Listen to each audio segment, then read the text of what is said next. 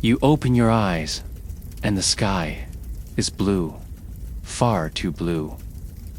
There is no haze, no cloud, no birdsong, only a cold wind that carries the faint stench of brine and decay. You are standing on the rooftop of what was once a 20-story apartment building. But today, it barely rises above the churning gray water that stretches out in every direction. Where streets and neighborhoods once existed, there is only ocean now.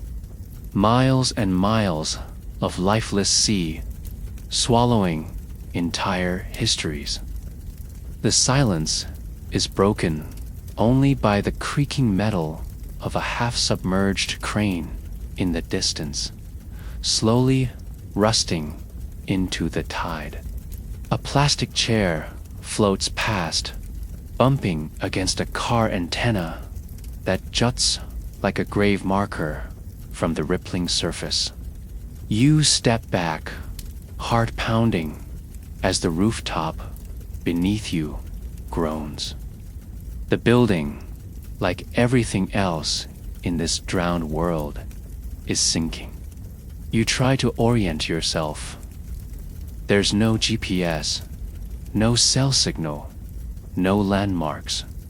The only thing that remains is the blazing sun and the endless water.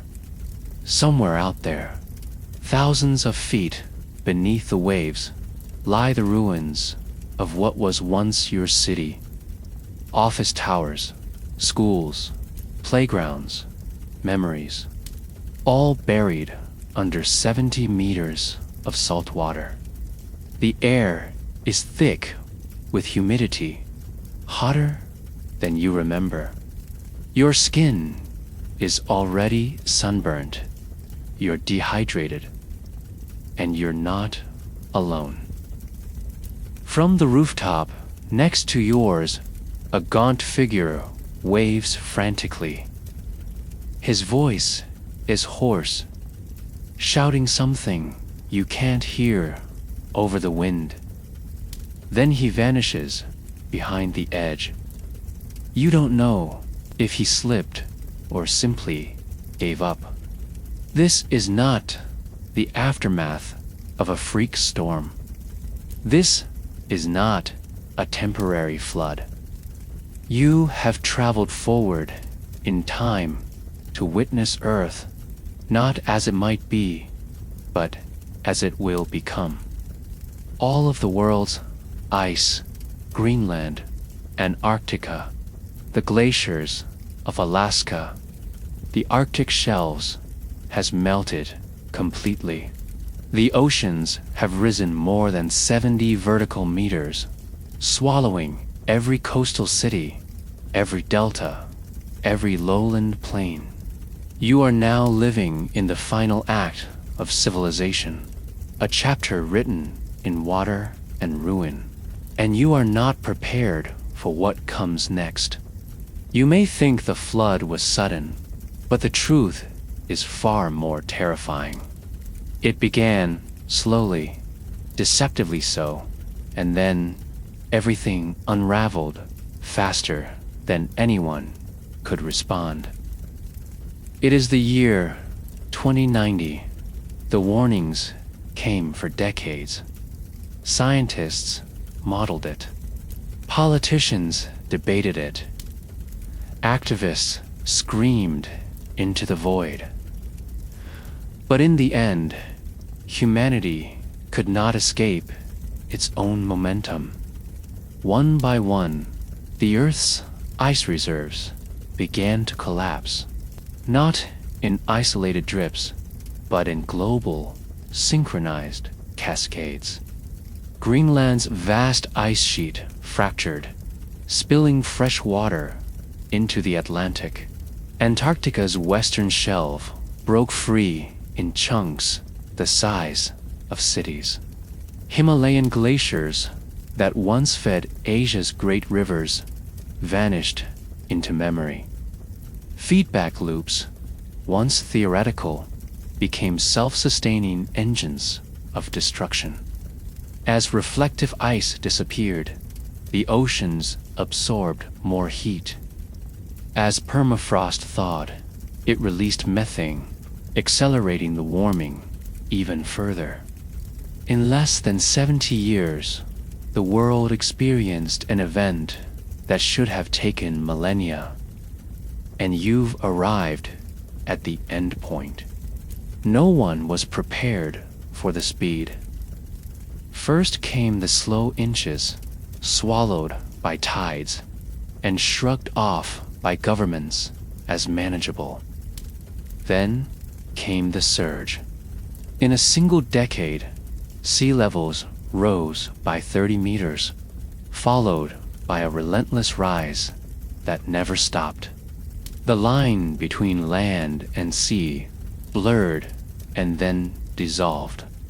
New York, Tokyo, Mumbai, London, Miami, gone. Not underwater like sunken museums, but erased. Their bones scattered across ocean floors, now patrolled by sharks and silent currents. Over 2 billion people lived in zones now consumed by the sea. There were not enough boats, not enough planes, not enough time. What happened wasn't a movie or myth. It was the logical endpoint of a planet abandoned to combustion, industry, and denial. Global systems collapsed under the weight of displacement. Cities tried to build walls. They failed. Inland territories became fortresses guarded by armies and drones.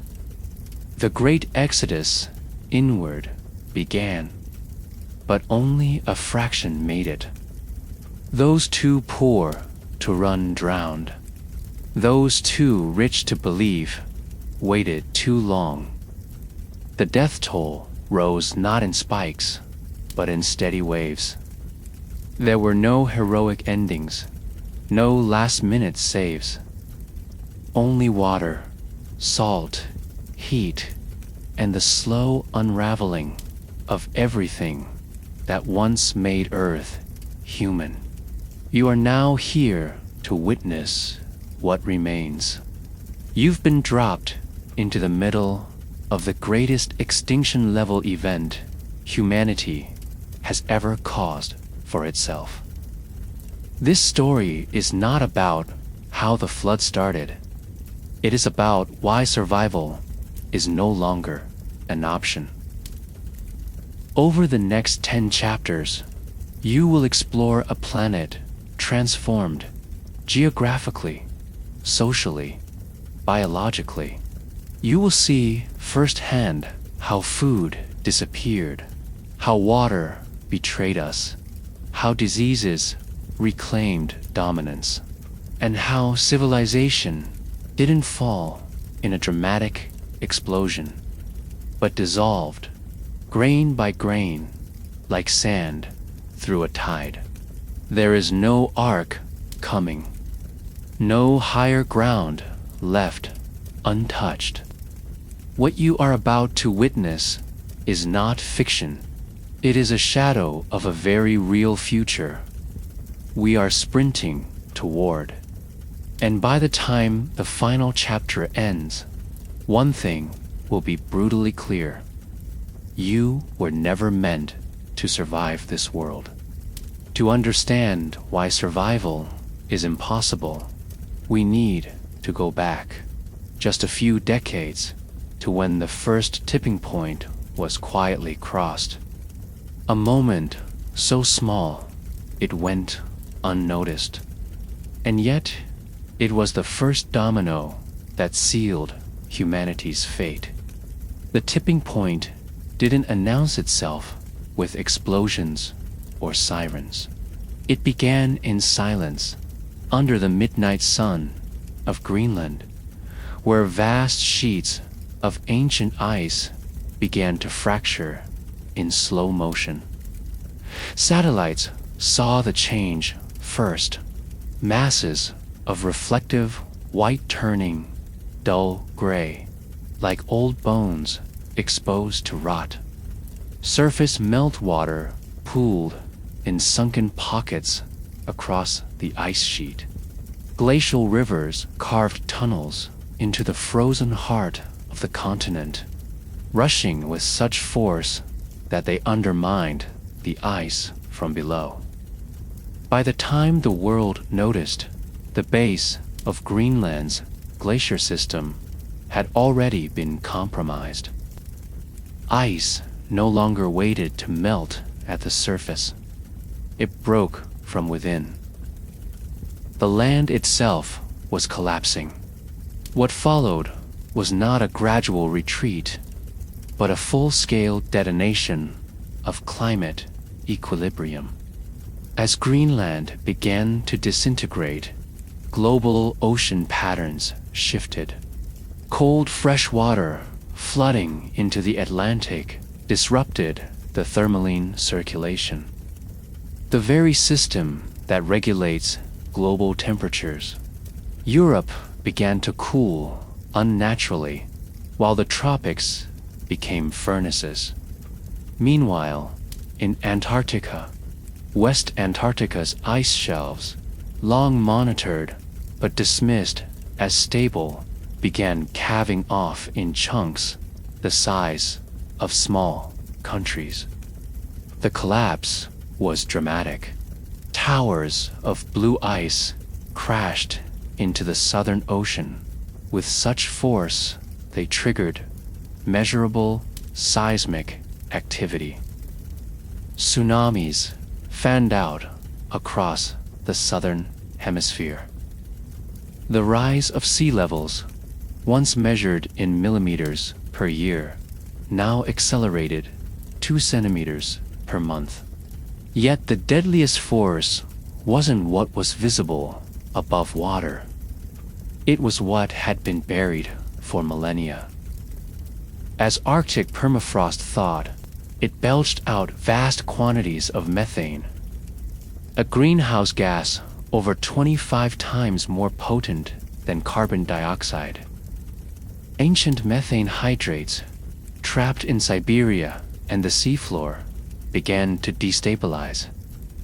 Plumes of gas erupted into the air, supercharging the atmosphere like lighter fluid on a fire. Global temperatures spiked. Summers became unbearable, and winters grew erratic and short. Entire ecosystems buckled. Coral reefs died, forests burned, and insects that once hibernated through frost now swarmed year-round, spreading disease and rot. But the public still didn't believe. Politicians gestured toward distant carbon targets and market-based solutions. Media framed every collapse as a one-off disaster. Climate refugees were dismissed as economic migrants. Dams were built. Seawalls were raised. But the ice did not stop. The oceans did not pause. The earth had shifted into a new state, a state that no human civilization had ever survived, let alone planned for. In Alaska, native villages that had stood for centuries were evacuated as entire coastlines eroded in months. In the Himalayas, glacial lakes burst their boundaries, sending torrents of water crashing into valleys below. River systems fed by snowpack became erratic, unpredictable, either dried to a trickle or swollen into flash floods. South America's Andes lost their icy crown, and with it, the cities below lost their lifeblood. Lima, La Paz, Santiago all began to experience water shortages so severe that bottled water became a form of currency. Still, the worst was Antarctica. For decades, scientists had warned that the Thwaites Glacier, nicknamed the Doomsday Glacier, was a linchpin holding back the entire West Antarctic ice sheet. Once Thwaites collapsed, the rest would follow like a house of cards. That collapse finally came in 2063, triggered by warm ocean water penetrating under the ice shelf and severing its grounding line. What followed was unprecedented. A wall of ice, hundreds of kilometers wide, fractured and fell, raising sea levels by meters in mere years. The collapse was so dramatic, it was visible from space in real time. Coastal cities that thought they had decades to adapt suddenly had weeks. The psychological shift hit humanity harder than the physical one. News anchors wept on live television. International leaders held emergency summits only to emerge with nothing. Panic buying swept across continents. People abandoned homes in droves, clogging highways with inland-bound traffic. Farmland was torn apart to build makeshift refugee camps. The global supply chain fractured under the weight of climate-induced chaos. Once again, it was the poor who suffered first and the most. Low-lying island nations disappeared from maps. Bangladesh became a wading pool. Parts of Southeast Asia, Louisiana, and the Netherlands became nothing more than memories beneath the surf. This wasn't just environmental collapse. This was the unraveling of human systems. Banks froze mortgages on homes that no longer existed. Economies dependent on ports and coastal trade collapsed as shipping terminals vanished beneath the waves. Tourism ended. Fisheries died. National militaries were repurposed to fight rising seas with sandbags instead of war. And yet, nothing stopped the ice. Children born in the 2070s never saw snow. For them, winter was a myth, a thing of old movies and ancient books. In the southern hemisphere, penguin colonies disappeared as entire biomes shifted poleward. In the north, polar bears starved in open water. Animal extinction events became weekly headlines. And every time a glacier vanished, it wasn't just frozen water melting. It was Earth's memory being erased. Ice had stored centuries of climate records in its layers, and with each collapse, knowledge was lost forever. The climate models had underestimated it all. Reality moved faster, meaner, and more unpredictably than even the worst-case scenarios had forecasted. Feedback loops began feeding into each other. Melting ice led to more heat, which led to more melting, which led to more methane release, which led to stronger storms, which battered what little infrastructure remained. Coastal cities tried building vertical levees, but they only delayed the inevitable. Billionaires fled to high-altitude retreats, thinking they could ride it out. only to discover that altitude did not equal survival. When the systems supporting their luxury failed, fresh water dried up, food rotted, power grids failed. No corner of the planet was untouched. Australia faced heat waves so extreme that roads melted and planes couldn't take off. Africa's coasts were swallowed, forcing millions inland toward already scorched regions. The American Midwest, once the breadbasket of the world, was divided by conflict over aquifers and artificial lakes. Even in highland safe zones, infrastructure crumbled. Cities that never imagined rising seas would touch them found themselves cut off, flooded and overwhelmed with desperate climate refugees. And yet, through all this, the ice continued to disappear. What was once a planet of lush valleys, rolling seasons, and towering ice became a planet of steam, storms, and seas. By 2090, all glacial and polar ice was gone. Sea levels had risen over 70 meters globally, pushing saltwater deep into continental interiors.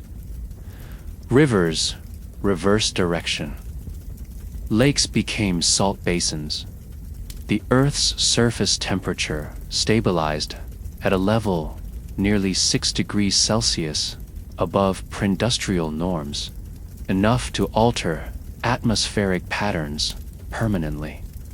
The world was no longer the one you left behind. And now, standing here in the ruins of the present, looking back on this chain reaction, one truth becomes undeniable. The tipping point wasn't just crossed. It was trampled, ignored, and forgotten until it swallowed the world whole. But the melting was only the beginning. To understand how humanity truly lost its chance at survival, you need to see what 70 meters of rising ocean actually does to the land beneath your feet. Imagine standing where Times Square once pulsed with life. Giant screens used to light the night. Crowds moved like rivers, and yellow taxis swarmed the streets like bees around a hive. Now it is gone.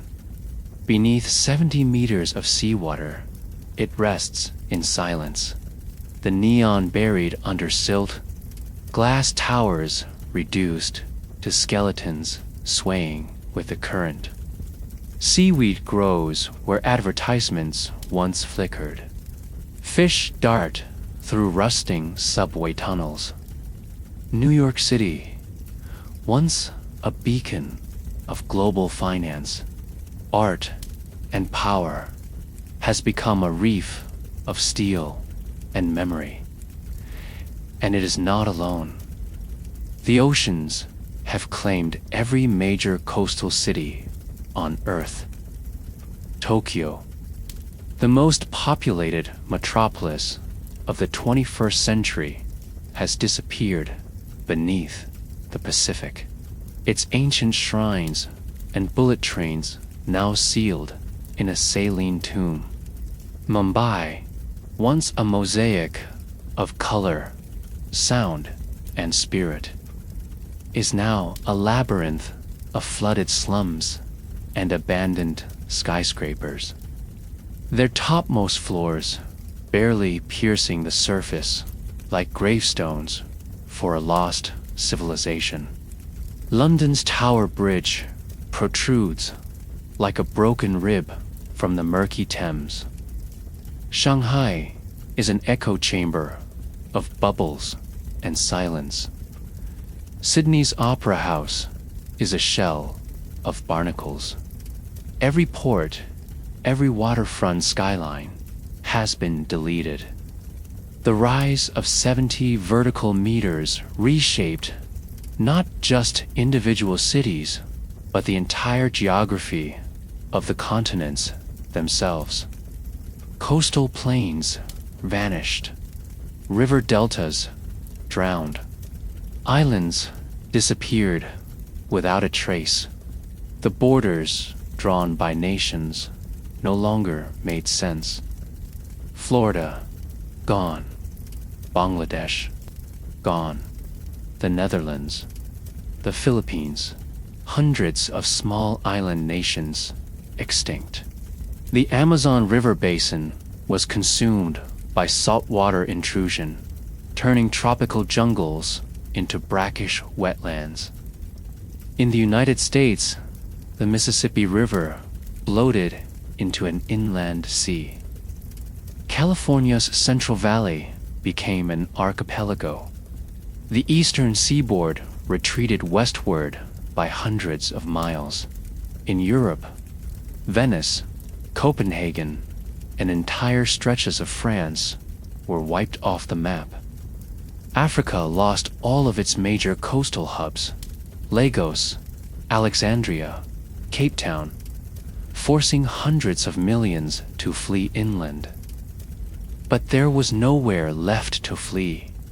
In this new world, the maps of old became relics, no more useful than ancient astrological charts. The familiar coastlines of Earth that had defined navigation, trade, and identity for centuries were erased. Cartographers scrambled to redraw topography, but every new draft was obsolete within years, sometimes even months. As waters continued to encroach, once safe inland cities found themselves on the front lines. Atlanta became a beachfront city. Paris fought tides in its catacombs. Entire nations retracted like wounded animals, redrawing internal migration lines to determine who could stay and who must be cast out. The population collapse was as much geographical as it was societal. With billions displaced, urban sprawl turned vertical and desperate. New settlements perched atop highland ridges and mountain bases swelled uncontrollably. Cities like Denver, Addis Ababa, and Kathmandu tripled in size almost overnight. Buildings rose without permits. Roads formed from crushed debris. Sanitation failed. The newcomers were not welcomed. Host cities declared emergencies, building walls not to keep enemies out, but fellow humans. Martial law was enacted. Tensions turned to riots. Food was rationed. Housing auctioned to the highest bidder, or hoarded by the already powerful. In these highland bastions, survival became a brutal lottery. Meanwhile, the sea kept rising. It didn't surge like a tsunami. It crawled, a creeping, unrelenting tide that swallowed one block, one street, one district at a time. A family might go to sleep with water lapping at their driveway and awaken to waves in their kitchen. Entire communities became ghost towns overnight. Cars were abandoned in mid-evacuation. Pets left behind. wedding albums, medications, everything was sacrificed to the water's hunger. The psychological toll was crushing. People lost not just their homes, but their sense of place, their identity. The land that raised them, that shaped their language, their stories, their rituals, it no longer existed. As the map changed, so did the language of survival. Terms like above-sea zone, waterline conflict, and hydro-sovereignty entered the lexicon. New national capitals were declared in high-altitude cities. Chile moved its government into the Andes. Norway abandoned Oslo for inland shelters. China fortified Chongqing as its new coastal command center. The United States federal government relocated to Colorado Springs, choosing elevation over symbolism. The White House was swallowed. The Capitol dome poked from the water like a forgotten buoy. Once global cities that connected continents were gone, and with them, the cultural synapses of the world. With every drowned port, the arteries of trade, language, and technology were severed. Refugees no longer identified by nationality, but by altitude. Highlanders and lowlanders became castes. In this new geography, proximity to old power meant nothing. Only elevation mattered. A hill could be a haven. A mountain could be a kingdom. And in the chaos of redrawing civilization, opportunists emerged. Pirate fleets began raiding submerged cities for salvage, copper wiring, fuel cells, medicine, anything of value. Warlords occupied the new coastlines with floating fortresses, extorting passing boats for protection. In the remnants of drowned nations, desperate populations turned to religious extremism. Cults that preached the flood was divine retribution and that suffering was sacred. These flood cults became political forces, declaring aquatic theocracies and demanding loyalty from those still adrift. What few governments remained attempted to preserve culture by archiving digital records into satellites and undersea vaults, but most failed. Internet backbones drowned along with data centers. Whole languages vanished. Libraries, museums, national archives, all lost beneath the waves. History itself became fractured. In this drowned world, the past was buried, and the future was unclear. People began to speak of geography, not in maps, but in memories. I used to live 5 floors below sea level. My school is under 40 meters of water. My childhood park is now a kelp forest. Even the natural world struggled to adapt. Mangroves advanced into city ruins, turning crumbled roads into twisted swamps. Sharks hunted in once crowded intersections. Jellyfish bloomed in polluted waters, feeding on human waste and industrial runoff. Seabirds colonized the remains of radio towers. Evolution began anew, rewriting itself to favor the aquatic, the heat-resistant, the adaptive. Earth had not just changed. Earth was changing faster than any species, including humanity, could comprehend.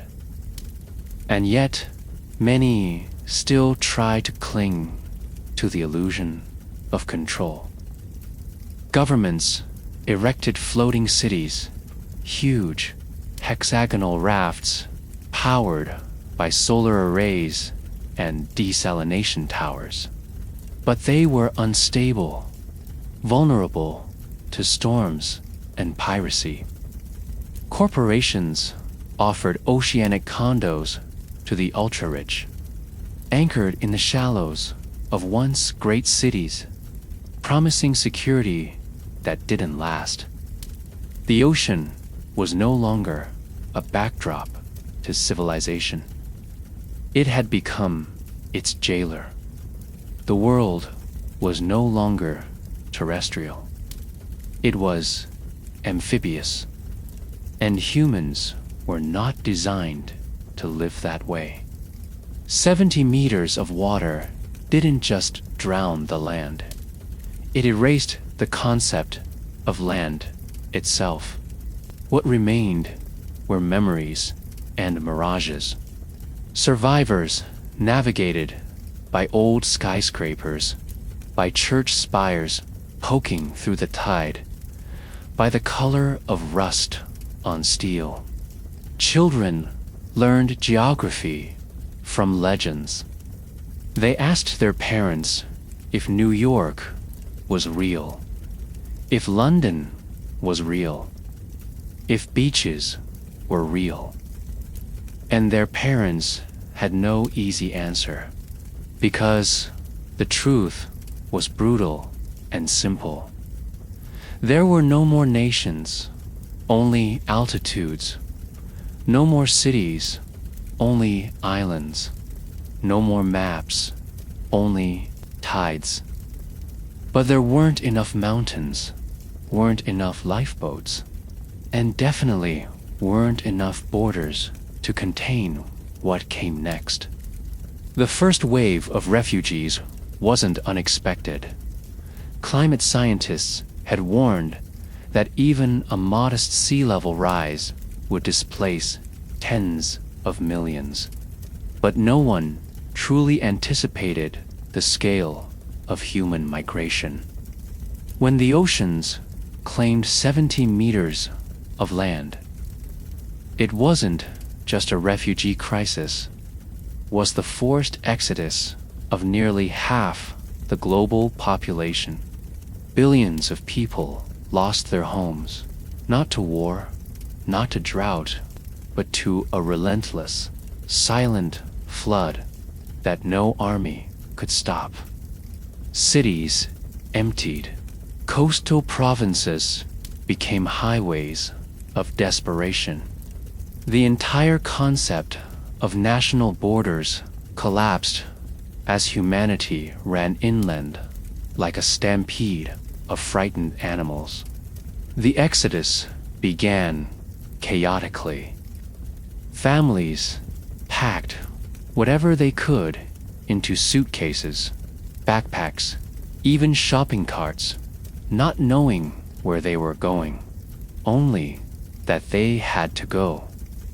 People walked hundreds of kilometers inland, dragging children, elders, pets.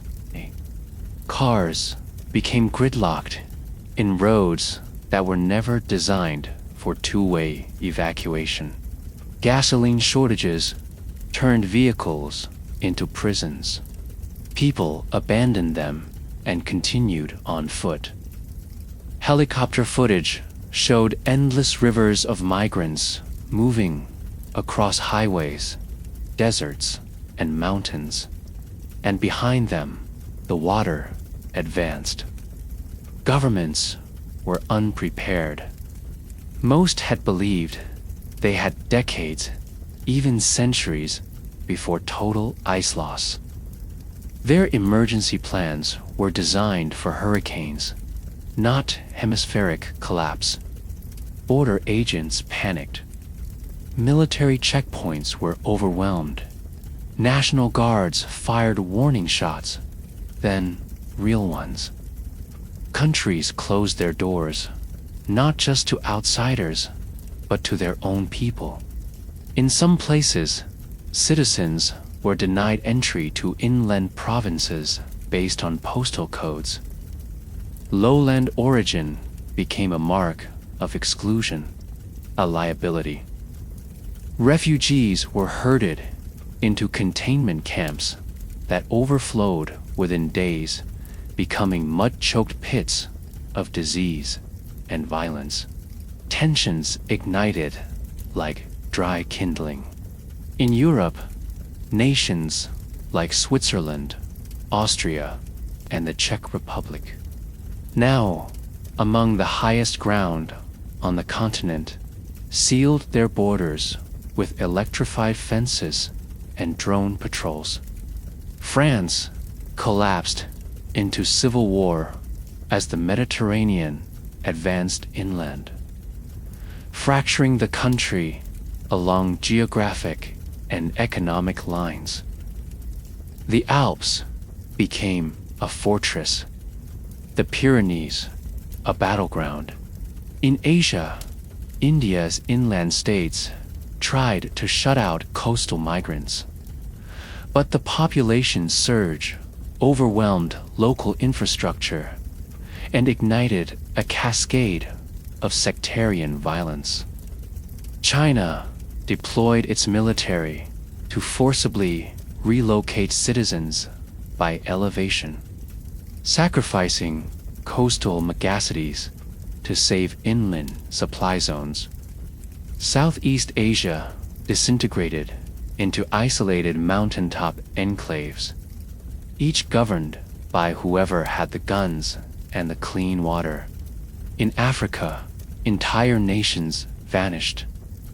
The Nile Delta, once home to tens of millions, dissolved into the Mediterranean. Refugees swarmed into Sudan, South Sudan, Ethiopia, anywhere higher. But those regions had been barely stable to begin with. Civil wars reignited. Tribal alliances shifted like tides. Refugee caravans became nomadic city-states, led by warlords, religious leaders, or scientists turned survivalists. In the highlands of East Africa, survival became a negotiation of altitude, allegiance, and access to clean water. Entire cultures vanished, their oral histories swallowed by the silence of drowned valleys. The Americas fared no better. With both coasts submerged and the Gulf of Mexico expanded like a claw, the United States was split in two. The interior states, Colorado, Utah, Montana, became strongholds. The federal government, now operating from a bunker system in the Rockies, declared a national elevation policy. Only citizens living above 500 meters were guaranteed full services. Those below were on their own. Southern states descended into chaos. Texas broke into autonomous zones. Armed militias patrolled the high ground, turning away desperate families with cold steel and colder stares. Canada, once a haven of stability, crumbled under the strain of tens of millions streaming north. Arctic permafrost melting had already made large areas uninhabitable. Now the human flood made it worse. Borders, as lines on maps, ceased to matter. The only border that mattered now was topographical, how high you lived above the new sea level. A new form of citizenship emerged, Elevation, privilege. Those born in mountainous regions held the power. Those from coastal zones were branded as drifters, wetlanders, or worse. They were seen not as victims, but as threats, disease carriers, resource thieves, destabilizers. Granting or denying access based on ancestral land, GPS records, or biometric scans. Forged IDs became a black market economy. Smuggling routes developed not across nations, but up mountain passes, across flooded river systems, through abandoned subway tunnels, repurposed as migration corridors. Refugee camps became permanent cities. What began as tent towns expanded into vast slums of plastic sheeting, scavenged solar panels, and repurposed shipping containers. These camps, sometimes housing hundreds of thousands, had no sanitation, no schools, and only sporadic access to food drops. Disease ran rampant. Birth rates soared, not from desire, but from the collapse of reproductive health care. Children born in the camps knew nothing of the world before. They grew up in a limbo, stateless and futureless. Many never learned to read. Most never saw a city that wasn't underwater. And through all this, the waters kept rising. People moved again and again, leapfrogging each other inland, always a few steps ahead of the flood. Entire regions became transit zones, no longer places to live, just places to pass through. Roads were stripped for fuel. Forests were cut for fire. Wildlife fled. Ecosystems collapsed beneath the footprints of billions on the run. Humanity became a species in motion, no longer defined by nations or cultures, but by the direction of their retreat. Technology, once a savior, failed to scale. Satellite internet blanketed only the wealthiest zones. Drones delivered food, if you could afford it. Governments experimented with automated border enforcement, AI surveillance balloons, sonic deterrence, wall-mounted turrets. In many regions, these defenses turned the desperate into corpses. Human rights were suspended under emergency declarations. International law dissolved.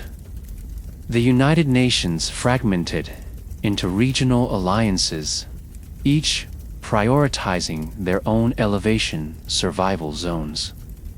The Geneva Convention was rewritten, then ignored.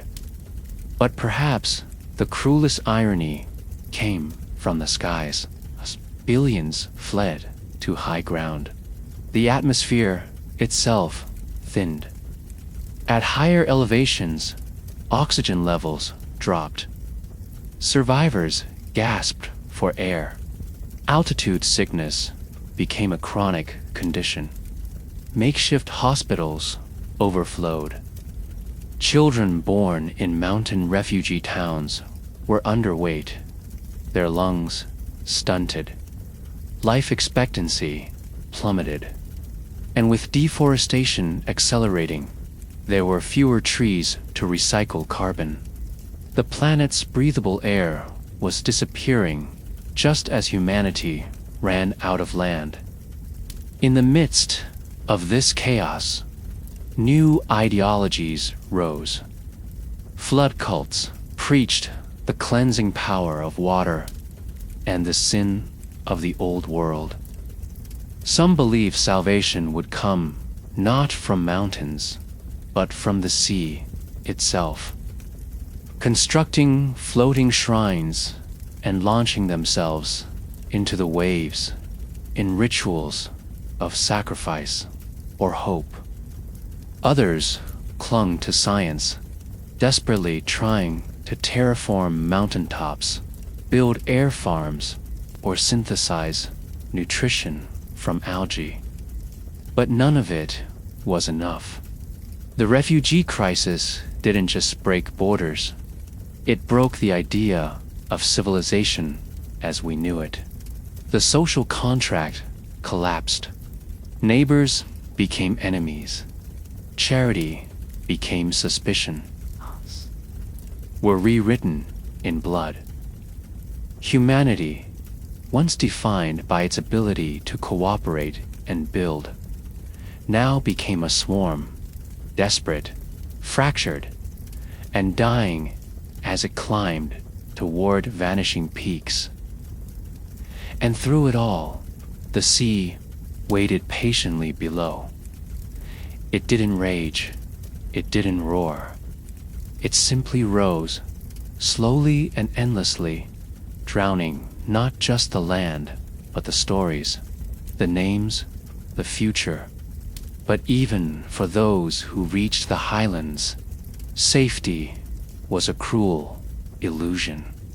For the oceans hadn't just taken the land, they had poisoned the very lifeblood of survival: fresh water. You can live without food for weeks. Without water, you're lucky to last 3 days. And in this drowned world, fresh water became rarer than gold. The great irony of the flood wasn't that the world was submerged. It was that most of what covered the planet could not be drunk. Oceans surged into every corner of the earth, and with them came a saline curse. Coastal aquifers, once the silent guardians of underground drinking water, were overtaken by seawater. Salt crept inland beneath the soil, unseen and unstoppable, invading reservoirs, seeping through groundwater systems, and poisoning wells that had served families for generations. Entire freshwater systems collapsed in slow agony. Rivers, no longer fed by glaciers or snowmelt, began to run dry. Others, overtaken by the expanding ocean, reversed direction, carrying salt water deeper into the heartlands. The Mekong, the Nile, the Ganges, the Mississippi, names that once meant life, became saline highways of death. Municipal water systems failed. The infrastructure built over centuries to supply clean drinking water to cities was either flooded, corroded, or overwhelmed. Treatment plants shut down. Pipes burst or were rendered obsolete when the underground water they once accessed turned brackish. And as the land sank beneath the sea, even rainfall patterns changed. Fresh water became a battlefield. People killed, not for land, but for barrels of clean water. Convoys carrying purified supplies were ambushed and looted. Entire communities sprung up around natural springs, guarding them with guns and drones. In the highlands, water rationing was enforced with biometric locks. Every drop was counted. Children were tattooed with hydration quotas. Some regions adopted water as currency. 1 liter for a day's labor, 5 liters for a night's shelter. Hospitals began turning away the sick if they couldn't provide their own water. Dehydration became one of the most common causes of death, not because water didn't exist, but because all the wrong water was everywhere. Desalination, once heralded as the miracle fix, failed to scale. The energy requirements were massive. The machinery required rare metals, consistent power grids, and maintenance that could no longer be guaranteed. Floating desalination barges dotted the oceans, but most were operated by private contractors or warlords who hoarded the output for their own militia or auctioned it to the highest bidder. In some regions, desperate communities turned to makeshift solutions. Solar stills, condensation traps, even boiling seawater over fires. But for every gallon collected, 10 were lost to evaporation, spills, or sabotage. Those who drank untreated salt water suffered terribly. Salt poisoning set in quickly. Lips cracked, skin blistered, organs shriveled.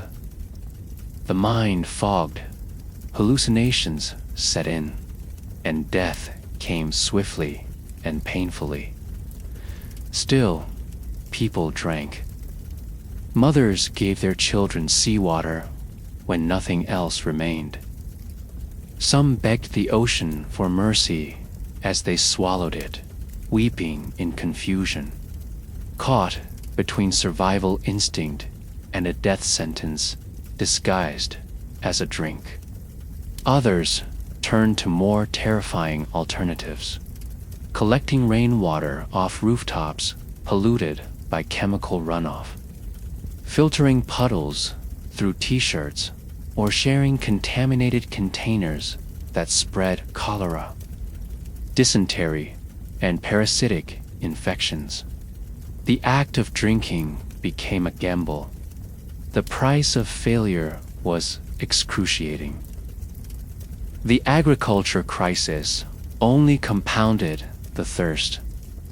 With crops failing and food growing scarce, humanity's diet shifted to preserved goods and lab-grown alternatives, if they could be found. But all forms of agriculture still required water. Irrigation systems collapsed. Salinity in the soil destroyed roots, killed microorganisms, and turned once rich farmland into toxic salt flats. Farmers abandoned their fields. Rice paddies fermented into salt marshes. Even hardy crops like corn and cassava began to wither. Food riots became common. In some areas, famine became endemic, particularly where fresh water was needed to process grains or hydrate livestock. Entire species of edible animals went extinct as their watering holes turned deadly. Inland lakes, once the last hope for survival, fared no better. Many shrank under extreme evaporation, concentrating their remaining contents into alkaline sludge. Blue-green algae choked the life out of lake ecosystems. Toxins filled the air, causing seizures, memory loss, and cancer in those who dared to swim, fish, or bathe in the murk. Rivers, once full of life, now stank of sulfur and death.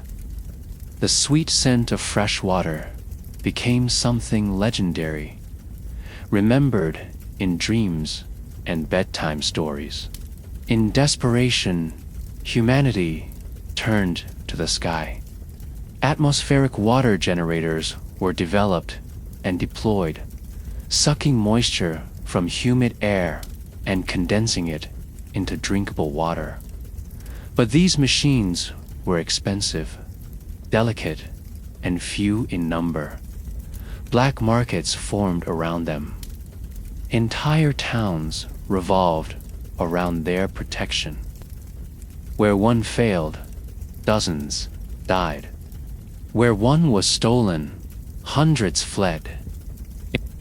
In colder climates, they failed altogether, unable to draw water from bone-dry air. The social impact of water scarcity was profound. Once, people bathed, washed dishes, flushed toilets, and watered gardens without thought. Now, personal hygiene was a luxury. Bathing was a ritual. Showers were banned. Toilets were dry compost pits. Haircuts were performed not with scissors, but by shaving it all off to reduce water needs. Perfume returned, not as fashion, but as a mask for rot. People began to wear the smell of decay like a uniform. Skin cracked, eyes burned. Conversations became shorter, more abrupt. Every spoken word threatened dehydration. Water theft became a capital crime in many survivor enclaves. People were executed for siphoning reserves, for tapping hidden springs, for urinating without a collector beneath them. Rainwater collectors were guarded like nuclear codes. Rooftop barrels were rigged with explosives to deter looters. Small children were trained to listen for the sound of leaks at night and to plug them instantly. Urban legends emerged of entire families disappearing in the night after wasting water on a boiling pot of soup. That kind of recklessness was now a death sentence. And all the while, the seas continued to rise, taunting humanity with the vast abundance of water that it could never use. Fish swam over drowned water towers. Whales breached above submerged libraries. Jellyfish drifted lazily above the ruins of freshwater treatment plants. The ocean had won not just by claiming the land, but by corrupting the very thing humans needed most to survive.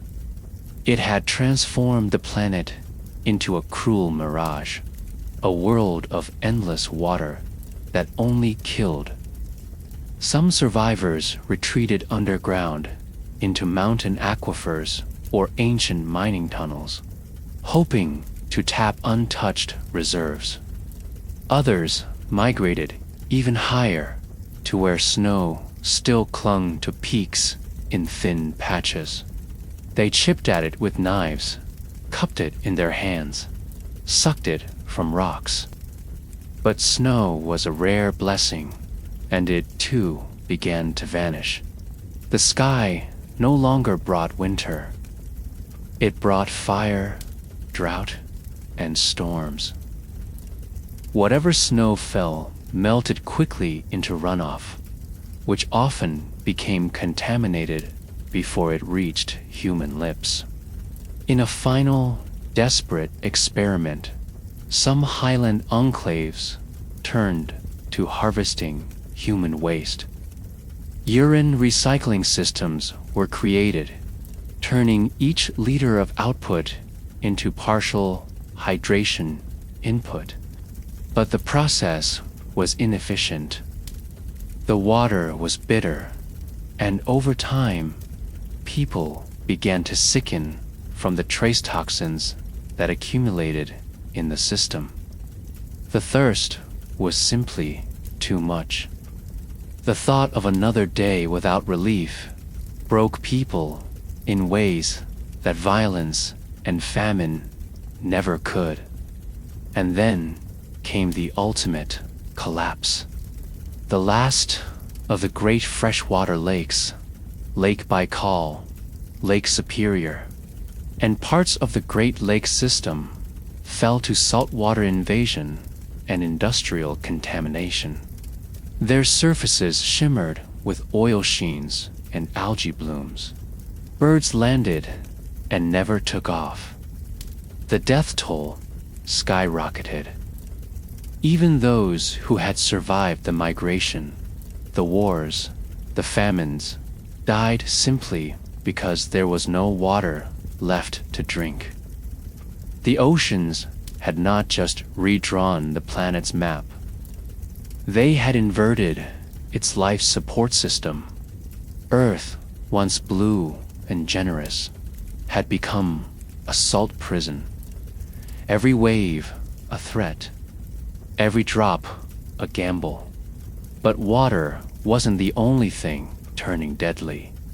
As sanitation collapsed and decay spread across the flooded world, something darker began to rise from the depths. Something microscopic, invisible, and merciless. The end of food security didn't happen with a single failure. It came in waves, slow at first, then thunderous, until all the systems that once fed the world collapsed together like dominoes. Agriculture, the ancient art that sustained empires and birthed civilizations, became a haunted relic of the past. When the ice melted and the oceans rose, farmland wasn't just submerged, rendered infertile and cursed with salt. Crops that once waved golden in a breeze were replaced with shallow saltwater pools, shimmering with toxins and algae. Earth's breadbaskets became deserts, floodplains, and graveyards. Before the collapse, industrial agriculture had spanned every continent. Croplands in North America, Europe, South Asia, and East Africa fed billions. But the oceans took more than land. They took predictability. Weather patterns twisted into chaos. Monsoons arrived months early or not at all. Droughts lingered for years. Flash floods washed away entire harvests in hours. The rhythms of the seasons, so essential to farming, no longer made sense. With no snow melt to replenish rivers, irrigation systems choked. Aquifers were contaminated or dry. Soil cracked or drowned. Crops failed again and again until farmers simply gave up. Salt was the enemy. Once the oceans crept inland, they didn't retreat. Their waters soaked into the soil, saturating it with salinity levels too high for most plants to survive. Rice fields turned sour, corn withered, wheat refused to germinate. Even hardy crops like sorghum and millet began to yield less each year. The deeper the salt crept, the faster the land died. Attempts to flush the soil with fresh water failed. There was no fresh water left to spare. Desperate governments attempted chemical neutralization, but the costs were astronomical and the results short-lived. The collapse of agriculture began with localized shortages and quickly became global famine. Once global trade became impossible, ships without ports, roads flooded, governments fallen. Countries could no longer rely on imported grain, meat, or fertilizer. Fertilizer production had already collapsed with the fall of industrial manufacturing. Crops grew thinner, harvests grew shorter, pantries grew empty. The world population, already weakened by displacement and dehydration, now faced starvation. Livestock farming disappeared almost overnight. Cattle drowned or starved. Pigs died from disease in filthy, unmaintained pens. Poultry farms collapsed when electricity failed and automated feeders stopped working. Those animals that did survive were quickly consumed or looted. Chickens became rarer than diamonds. Cows were butchered to extinction in some regions.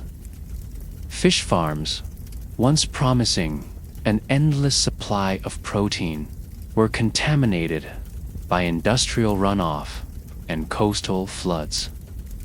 Wild fishing, too, failed. Acidifying oceans and disrupted ecosystems drove fish stocks into rapid collapse.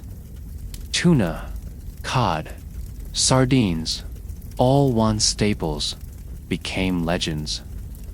As famine spread, black markets bloomed. Food became more valuable than any currency. A single loaf of bread could buy a gun. A can of beans was worth more than a night of safety. People bartered family heirlooms, medicines, even human labor for scraps, cane. The city's rooftops became gardens, thin, desperate plots, growing spinach, carrots, anything that might sprout. But the soil was shallow, the sun too intense, the water nearly gone. Vertical farming towers were erected in the early years of the flood, but power outages and supply issues quickly rendered them inoperable. Without sunlight and fresh water, even engineered hydroponics became death traps. People turned to scavenging. Abandoned supermarkets were looted to their bones within days. Frozen food rotted in powerless freezers. Pet food became dinner, then toothpaste, then mold. Urban dwellers ate rats, pigeons, and, eventually, each other. Cannibalism, once taboo, beyond imagination, crept into whispered conversation, then desperate action. In refugee camps, where supplies were supposed to arrive by drone or convoy, hunger ignited violence faster than ideology ever had. Mothers stole from their children. Children stole from the dead. Leaders rationed food to control obedience. Starvation was no longer a condition. It was a political tool. In the highlands, some communities tried to return to pre-industrial farming, but generations had passed since people tilled by hand. Most had never held a shovel. Seeds were rare. Tools were rare. Knowledge was even rarer. The internet, once humanity's great library, was mostly gone. Starving refugees planted what they found: old rice, dried beans, fruit cores. Much of it failed. Some of it grew, for a time, but with every harvest came raiders. People would wait for crops to ripen, then descend from the forests or the mountains to steal them by torchlight and blade. Farmers learned to harvest early or guard their fields with guns. Some booby trapped their crops. Some gave up entirely and joined the raiders. Food riots became common. Entire enclaves collapsed from internal starvation and civil war. Communal meals became militarized. Cooking fires attracted desperate eyes. Hunting became more common, but game was scarce and overhunted. Animals fled deeper into what remained of the wild. Some species vanished altogether, unable to adapt to the new temperatures or water chemistry. Protein bricks made from locusts or beetles were traded like gold. But even insect populations collapsed after the second wave of methane storms poisoned their breeding grounds. Efforts to genetically engineer fast-growing, salt-tolerant crops failed under pressure. The labs were looted, the scientists dispersed or dead. A few underground bunkers tried to cultivate algae-based food systems, but they were energy-intensive, and their filters failed.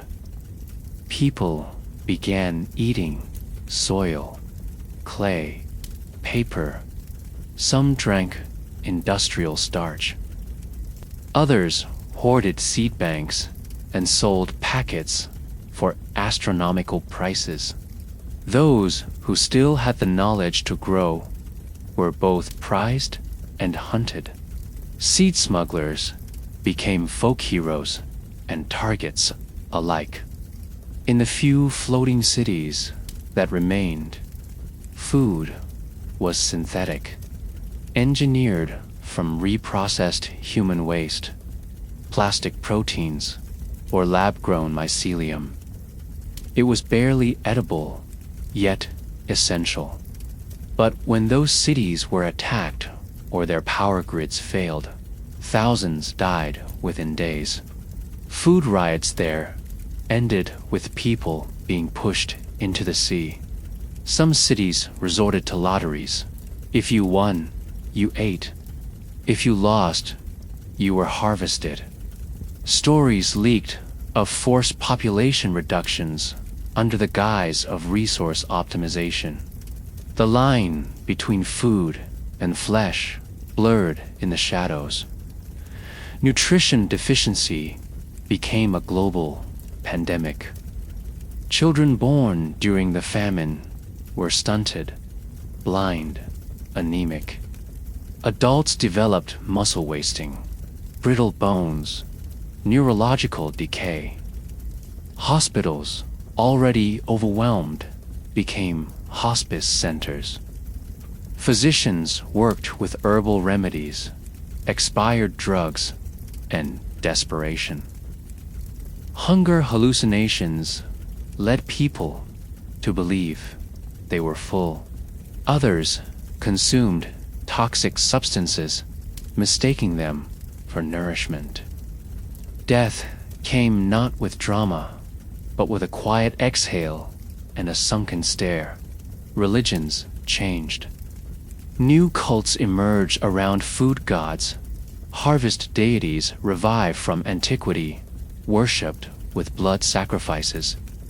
Old faiths adapted, preaching that famine was divine punishment.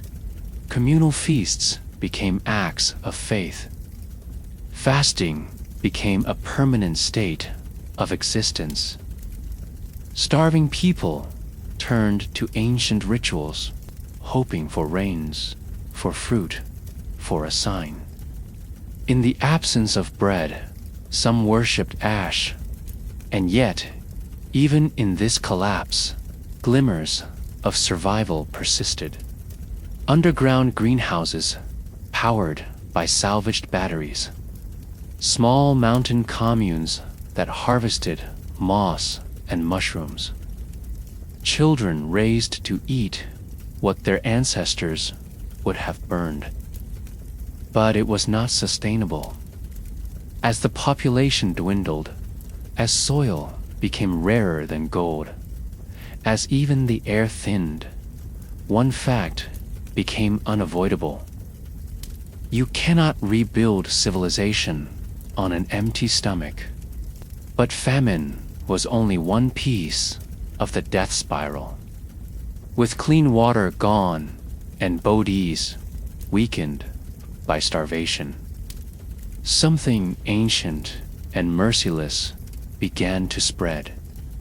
Plagues that thrived in the filth of a world that could no longer defend itself. The smell of rot hit first. Not the clean scent of seawater, but the thick, sickly odor of decay, of flesh, mold, and sewage.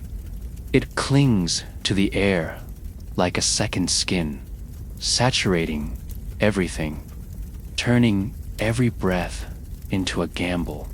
In this world, swallowed by water, disease becomes the final conqueror.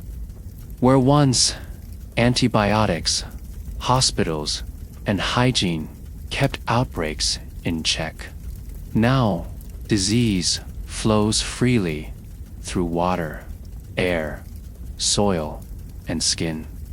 The floodwaters didn't just destroy the land. They resurrected pathogens long buried and gave birth to horrors that no one had seen before.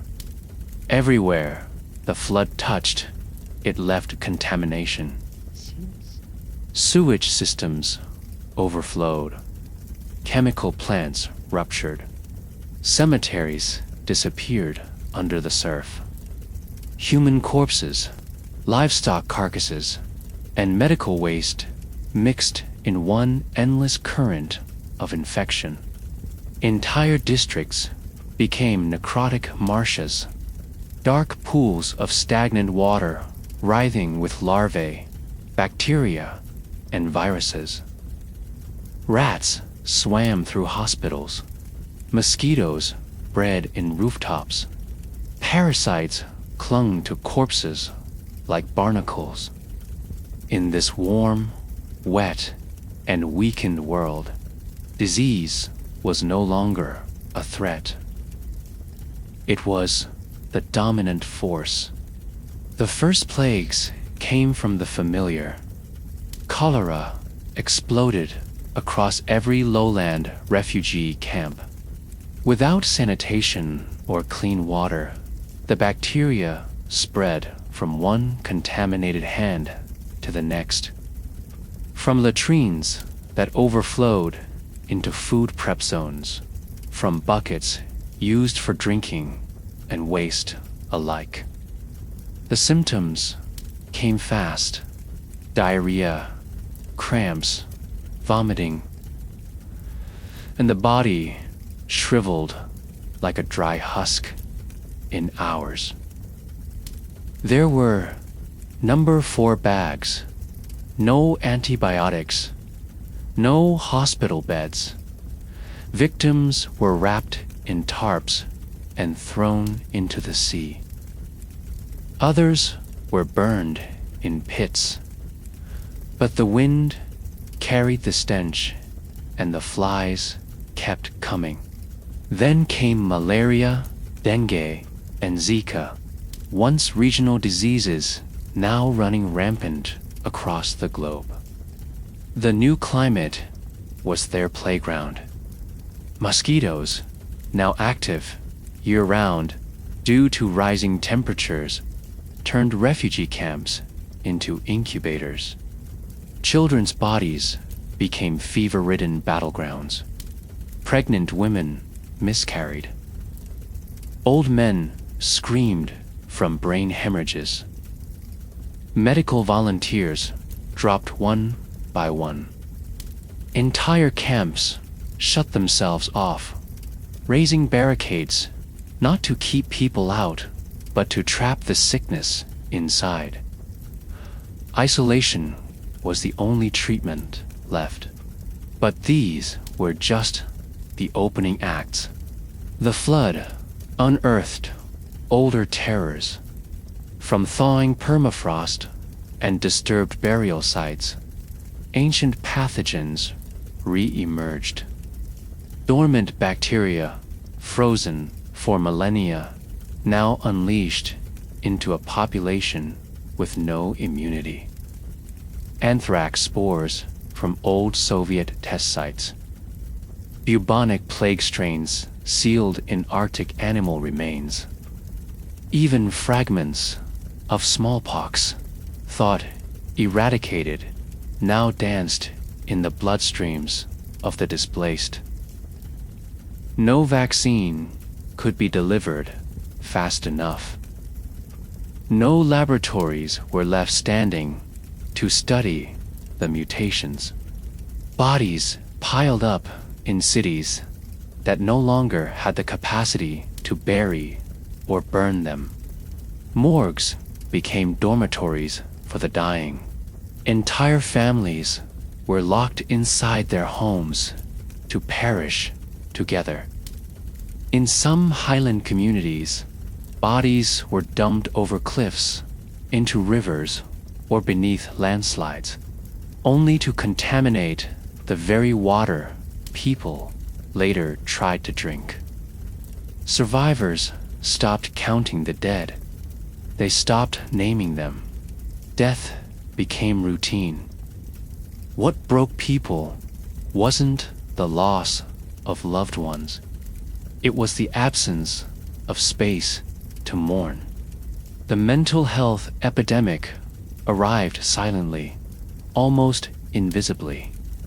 First came the sleeplessness, then the hallucinations, night terrors, suicidal ideation, psychosis. In communities with no doctors and no electricity, trauma metastasized. Children were born with blank stares. Adults forgot how to laugh. People began to lose language, to lose memory. Some called it the quiet virus, a psychic rot born from too much grief and too little hope. Psychologists, once among the most educated and respected professionals, became nomadic counselors, wandering from camp to camp, offering nothing more than listening ears and worn-out stories. Meanwhile, mutated strains of influenza and tuberculosis adapted to the new world faster than humanity could react. Airborne and merciless, these superbugs cut through survivors like blades through paper. Even those who had survived years of war, displacement, and hunger fell in days. The sick were isolated in metal sheds, chained to prevent spread, or simply abandoned.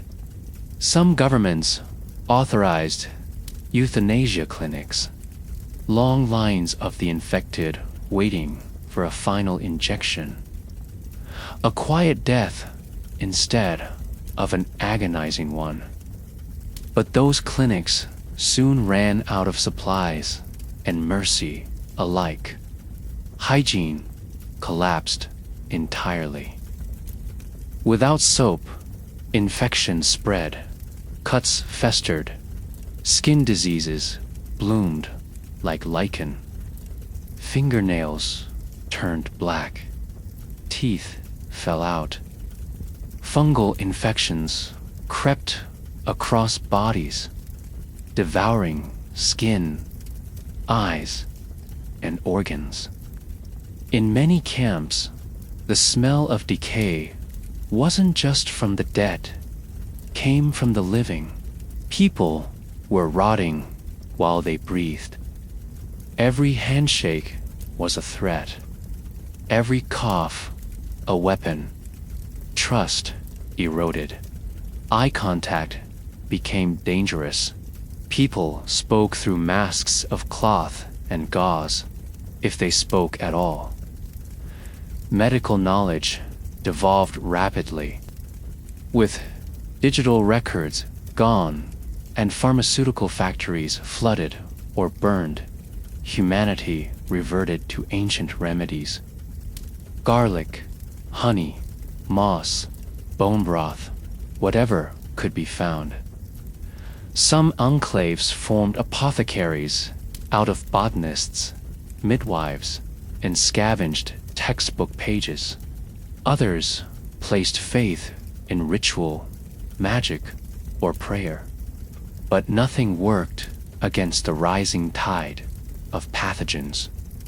Every season brought a new sickness, and the average human body was too frail from hunger, exposure, and exhaustion to fight back. The flood also disrupted ecosystems in ways that created entirely new threats. Marine bacteria adapted to brackish urban waters and developed antibiotic resistance. Ocean-based parasites jumped into human hosts. A new illness emerged in coastal areas. Blue lung, a condition where airborne microplastics and algae toxins coated the lungs in a gelatinous biofilm. Victims drowned in their sleep, choking not on water but on the after effects of a planet poisoned by its former caretakers. Pets, once beloved companions, became disease vectors. Dogs ran wild in packs, spreading rabies. Feral cats transmitted parasites. Rats were omnipresent. Fleas carried revived strains of old plagues. Birds that nested in the skeletons of skyscrapers carried avian viruses into the highlands. Even insects adapted their lifespans, accelerating, their reproductive rates increasing. People tried to build bug-proof bunkers to wrap themselves in plastic, to filter air through sand and cloth. Nothing worked forever.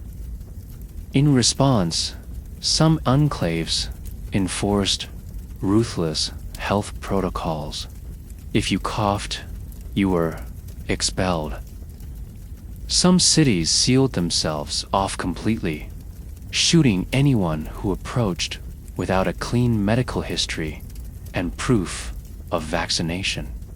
Of course, vaccines were rare, and faked credentials became a booming trade. In some zones, biometric scanning and blood sampling checkpoints determined access to food, water, and shelter. If your data was off by even a decimal, you were marked as a biohazard and cast out. And then came the scavengers, the new profession of the plague age, clad in patchwork suits of duct tape, rubber, and scavenged armor. These individuals ventured into the densest infection zones, flooded hospitals, abandoned laboratories, corpse-ridden slums. Their job was to recover anything useful, medical gear, records, even organs. They operated on the edge of death daily. Some went mad from what they saw. Others came back rich, only to die from exposure days later. But society needed them, and so they were tolerated, feared, worshipped, hated. As the years passed, a new generation was born, those who had never known a clean world. Their immune systems were different, hardened by constant exposure, but they were not stronger. They were survivors of attrition, not evolution. And their survival came at a cost.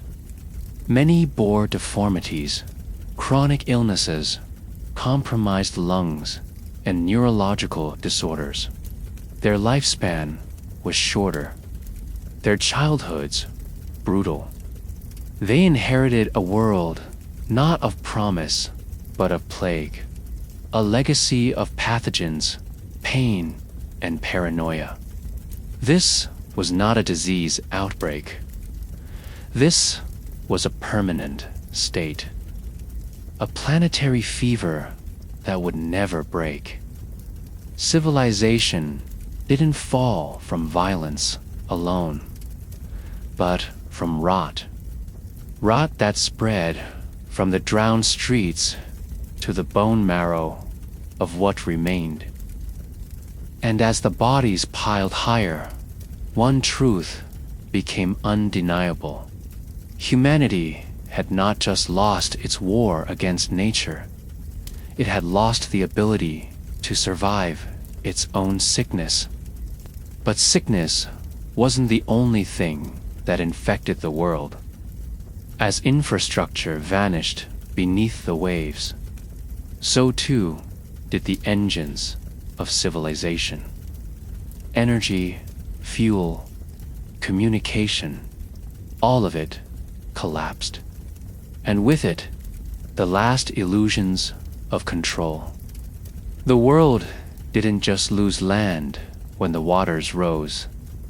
It lost its machines, its wires, its engines. The bones and nervous system of global civilization sank beneath the tides, vanishing into a rusted graveyard of drowned ambition. Skyscrapers became monuments to failure. Highways cracked and split, their foundations undermined by salt water. Bridges twisted like snapped bones. What once hummed and pulsed with electrical life went dark and still, abandoned to corrosion, collapse, and chaos. Humanity, once crowned by its ability to build, found itself unable to repair, replace, or replicate the infrastructure that had sustained its rise. Ports were the first to go. Global trade had depended entirely on maritime infrastructure, container ships, loading cranes, fuel depots, customs, terminals. When sea levels surged and shorelines shifted, these structures were either submerged or stranded inland, useless relics on the wrong side of the water. Cranes rusted in silence. Containers floated away like coffins. Oil tankers drifted unmanned into the open ocean, some exploding in slow-motion disasters that painted the seas black. With ports gone, global shipping stopped. The arteries of commerce were cut. Food, medicine, tools, and raw materials no longer moved. Supply chains didn't bend, they shattered. Airports followed. Runways, built low and flat, flooded quickly. Radar stations failed. Control towers were abandoned. Planes were grounded, first due to water, then due to fuel, and finally due to rot. The last commercial flights were desperation runs, packed to the brim with refugees, stripped of comfort and protocol, landing in fields where no tarmac remained. Once those ended, flight itself vanished. Helicopters and drones operated for a while longer, but without maintenance crews, spare parts, and stable fuel sources, they too were grounded. The sky went quiet. A generation grew up never seeing contrails overhead. Electric grids failed catastrophically. Substations flooded. Nuclear facilities were among the most dangerous. Some were preemptively shut down and sealed. Others were not. When the floodwaters reached reactor cores, meltdowns followed. Radioactive plumes spread invisibly across continents already choking on smoke and disease. No one counted the death toll accurately. There was no one left to count. Hydroelectric dams, once considered clean energy beacons, were overtaken from behind as rivers reversed. Turbines jammed with debris. Solar farms were either submerged or stripped for parts. Wind turbines stood silent, their blades frozen from years of disuse and storms. The data centers were next. These giant, climate-controlled temples of information were almost always built in temperate, low-lying regions, close to power and cooling sources. As the flood rose, they died in clusters. Server racks sparked and hissed. Cloud storage disappeared overnight. The internet, the last great tool for organizing resistance and sharing knowledge, winked out like a dying star. People hoarded hard drives, not knowing how to power them. Social media became a myth. Online identities were swallowed alongside the cities they were born in.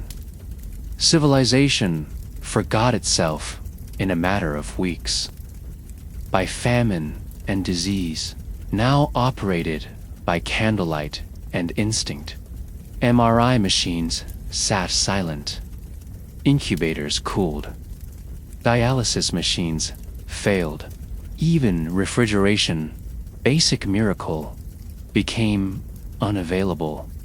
Vaccines spoiled. Blood banks curdled. Surgeons worked with garden tools and string. Anesthesia was replaced with liquor and prayer. Antibiotics became rarer than diamonds, and expired pills were diluted and stretched to serve as placebos. Clinics closed. Pharmacies were looted. The only remaining medicine was herbal, homegrown, or homemade, and most of it didn't work. Fuel became the blood of the post-flood world, and like blood, it was in short supply. Oil rigs were swallowed. Refineries flooded. Gas stations were stripped. Their tanks either emptied or contaminated. Diesel generators ran for a while, then sputtered into silence. Those with fuel became kings. Those without walked. Vehicles that once transported goods, people, and rescue efforts were now gutted for parts, burned as firewood, or abandoned in rows like rusting grave markers. The roads beneath them cracked as the water rose from below and the heat descended from above. Asphalt peeled, concrete disintegrated, roads led nowhere, factories fell silent, manufacturing halted. No new tools, no new nails, no replacement filters or batteries. Everything became finite. A single functioning flashlight could be traded for a week of food. Working solar panels were currency. Wrenches were heirlooms. When a machine broke, there was no warehouse to call, no technician to send, no warranty, no replacement, only improvisation and prayer. Makeshift blacksmiths emerged, trying to recreate forgotten tools with scavenged scrap and backyard forges, but it wasn't enough. Civilization had grown too complex. The knowledge base required to maintain it was scattered, drowned, or dead. And then there were the cities, those great machines of humanity designed for density, coordination, and function. Without industry, they became mausoleums. Their subways flooded, elevators froze, water treatment plants stopped filtering, trash piled into disease-ridden mountains. Rats and insects inherited the streets. Buildings swayed, foundations softened by salt and saturation. Skyscrapers collapsed without ceremony. Fires burned for weeks without firefighters. The stench of mold and death was constant. Only the desperate or the criminal remained behind. Money lost all meaning. With no goods to buy, no services to render, no markets to trade in, currencies vanished. Governments printed more in vain. Hyperinflation devoured nations. Eventually, people stopped pretending that numbers mattered. Gold lost its shine. Crypto evaporated with the servers. The only true value left was food, clean water, fuel, weapons, and the skill to survive. Civilization returned to barter, but even that required stability, and there was none. Communication between distant enclaves ceased. Radio was unreliable, power was unstable, and languages fractured. Dialects diverged. Myths took root.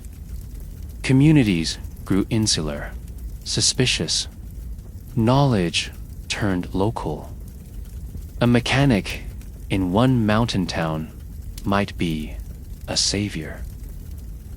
A solar technician in another might be burned as a witch. The age of global consensus ended. In its place rose a patchwork of isolated pre-industrial settlements. Education disintegrated. Schools shut down. Teachers disappeared. Children learned from memory, from survival, or from nothing. The alphabet was replaced by storytelling, mathematics by guesswork, science by folklore. Libraries molded in the damp. Books were burned for heat or buried in the rubble. The idea that knowledge could be preserved became laughable. Without infrastructure, their power waned. Taxation failed. Laws became impossible to enforce. Police stations were looted, courts abandoned. Some local leaders tried to maintain order, but without communications, logistics, or enforcement, they were overthrown or ignored. In many places, mayors were replaced by warlords, engineers by enforcers, bureaucrats by brutes. Power no longer flowed from capitals or constitutions. It came from control of water, food, bullets, and batteries. And yet, in a few rare corners of the world, remnants of industry survived. Underground bunkers powered by geothermal heat. Mountain citadels with microgrids and permaculture gardens. Submerged labs built to withstand tsunamis. These were not cities. They were seeds, waiting, but they were few, and they were hunted. Their locations were guarded secrets. Their survival depended on absolute secrecy. Even a single refugee could betray them. The death of infrastructure wasn't just the collapse of machines. It was the collapse of potential. A child born in a flood's aftermath might never see electric light, might never understand refrigeration or radio or combustion, might grow up thinking computers were myths, that airplanes were lies, that elevators were magic. Without machines, without energy, without coordination, humanity began to forget not just how it had lived, but what it had ever been capable of. The machines that had built the world were gone, and with them, the world they supported. All that remained was the hum of insects, the creak of ruined steel, and the echo of an engine that would never turn again. But while the world burned above the surface, something deeper was happening. With the ice gone, Earth's temperature didn't stabilize. It spiraled further. The climate itself turned hostile, rewriting the very atmosphere. And soon, even the air would turn against you.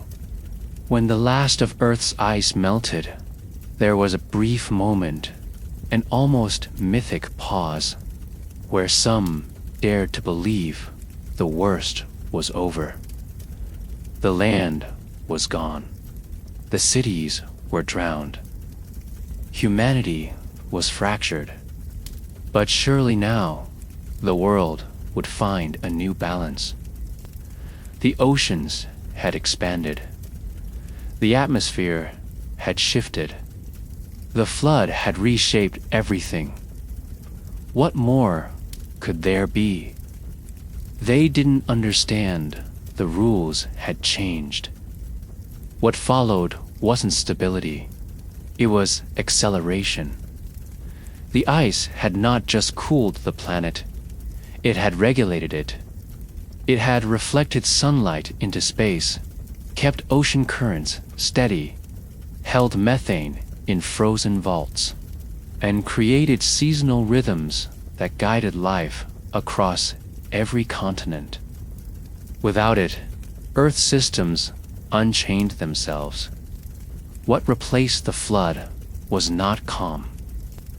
The first sign came from the sky. The albedo effect, the Earth's ability to reflect sunlight, collapsed with the last of the polar ice. Where once sunlight bounced off glittering white expanses, It now struck dark ocean water and warmed it further.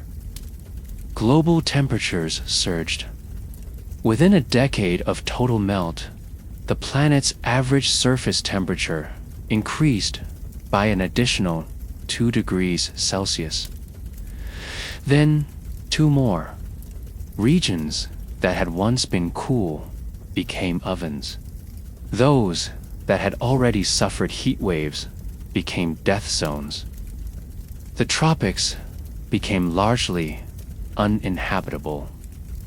The oceans absorbed much of this heat, but water has a limit. As temperatures rose, so did evaporation. Humidity levels skyrocketed, but not in the way people expected. The air became thick with moisture, suffocating and heavy, but clouds failed to form. Instead, heat trapped itself near the surface, turning low-lying regions into atmospheric pressure cookers. Human sweat, once nature's cooling mechanism, could no longer evaporate fast enough to keep the body alive. People began collapsing from heat stroke during the night. Wet bulb temperatures, where heat and humidity combine to prevent the body from cooling, became the new death metric. At 35 degrees Celsius wet bulb, even healthy people in the shade with water will die in 6 hours. Large parts of South Asia, Africa, the Middle East, and South America reached or surpassed this limit regularly. Entire cities turned into ghost towns as heat drove people upward, inland, underground. Not from the rising seas, but from the boiling air. Forests, once carbon sinks, turned into carbon bombs. The Amazon burned from within, its canopy igniting even during the rainy season. Siberian forests dried out and warped by thawed permafrost, went up in flames that smoldered for months. Australia became a continent of ash. The smoke circled the globe. Wildlife ran until it dropped. People suffocated on microparticulates. Breathing outdoors became a risk. Masks were mandatory, but even those couldn't filter the smallest killers, PM 2.5 particles that seeped into lungs and bloodstreams, And then came the methane. Deep beneath the Arctic seabed, trapped in ice-like structures called clathrates, sat one of Earth's most dangerous secrets. Methane reserves frozen for millions of years. With the collapse of the ice shelves and the warming of the ocean floor, those reserves began to destabilize. Methane bubbled from the depths like invisible champagne, rising into the atmosphere unchecked. And methane, unlike carbon dioxide, traps heat dozens of times more efficiently. It was a runaway effect. Every degree of warming triggered another release. Every release triggered more warming. Permafrost across Siberia, Alaska, and Canada became swampy methane swamps, belching greenhouse gases into skies that had already turned violent. Thunderstorms exploded with unnatural intensity.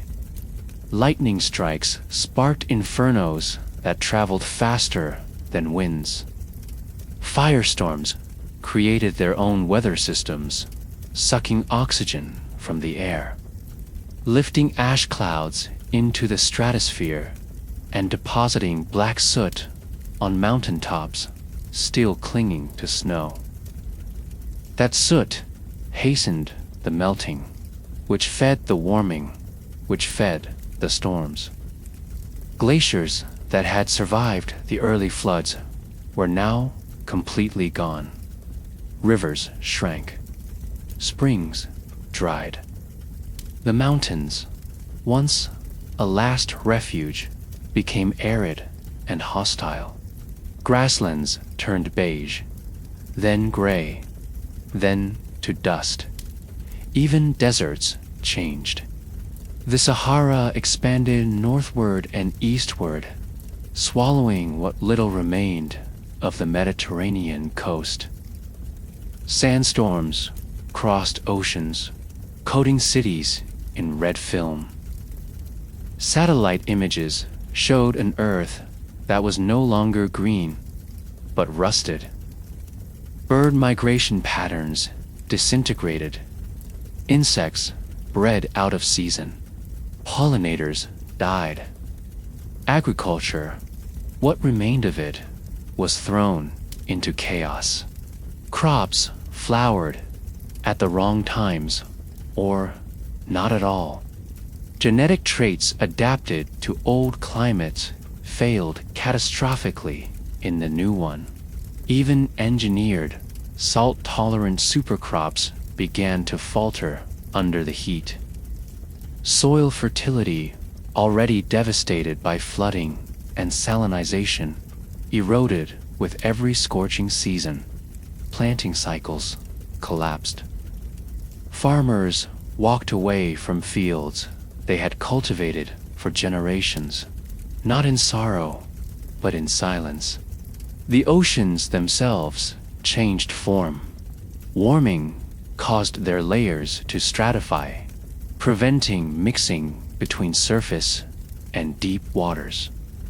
This starved the upper ocean of nutrients and oxygen, killing off plankton, the very base of the marine food chain. Coral reefs, already damaged by acidification and temperature, dissolved completely. Fish populations crashed. Coastal regions that had once relied on seafood to survive now faced ecological extinction. Dead zones bloomed. Massive underwater deserts with no oxygen and no life, spreading like tumors across the seafloor. And the skies darkened. High-altitude clouds formed from new chemical reactions triggered by heat, smoke, and methane. These clouds trapped more heat than they reflected. They turned daylight into a perpetual haze. The sun, once a source of life, became a blinding threat. UV radiation pierced through the damaged atmosphere, burning skin in minutes. Skin cancer rates exploded. Cataracts became widespread. Animals adapted by going nocturnal.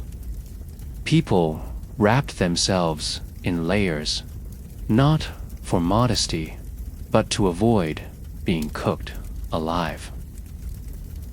And then the winds stopped.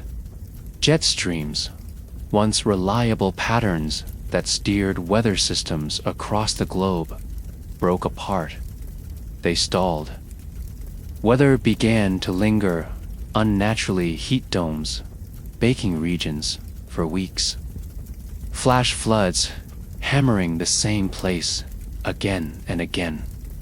There were no seasons anymore, only chaos.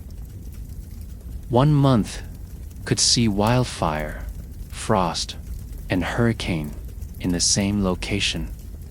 The very idea of climate became obsolete. There was only reaction. Some tried to escape through geoengineering. Mirrors launched into orbit to reflect sunlight. Stratospheric aerosols pumped into the atmosphere to create artificial clouds. Machines built to suck carbon from the air. But all came too late, or were destroyed, or weaponized. Some countries saw the dimming of the skies as a threat to agriculture and retaliated. International wars erupted, not over ideology or land, but over control of the atmosphere. Still, humanity tried to hide. Underground bunkers, underwater labs, mountaintop biospheres, but none were airtight forever. Heat seeped in, air thinned, resources depleted. Madness followed. The human body was simply not designed for a world where the outside air itself wanted you dead. By now, oxygen levels were falling. As plant life withered and oceans died, the oxygen-generating engines of Earth sputtered. People in high-altitude settlements began suffocating slowly, not from disease or injury, but from a lack of breath. Breathing became a chore. Talking became an effort. Physical labor turned lethal. Children fainted on stairs.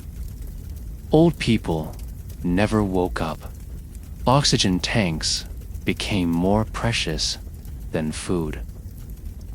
Some black market groups offered air havens, sealed rooms with filtered tanks at a price most couldn't pay. The climate wasn't just warmer. It was hostile, predatory, alive in its hatred. It punished motion. It punished growth. It punished anything that dared try to rebuild.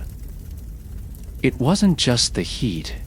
It was the realization that Earth had entered a phase it had not seen in millions of years. A hothouse planet, one where rainforests vanished, one where mammals had no future, one that would persist for millennia, even if humanity disappeared tomorrow. And in this new Earth, survival wasn't just unlikely, it was impossible. The planet hadn't just rejected civilization, it had rewritten the rules for life itself. But scattered across this boiling world were survivors, some afloat, some entrenched. And in the chaos, power re-emerged, not through governments or economies, but through violence. The sea gave rise to new empires, floating kingdoms of war, fear, and blood.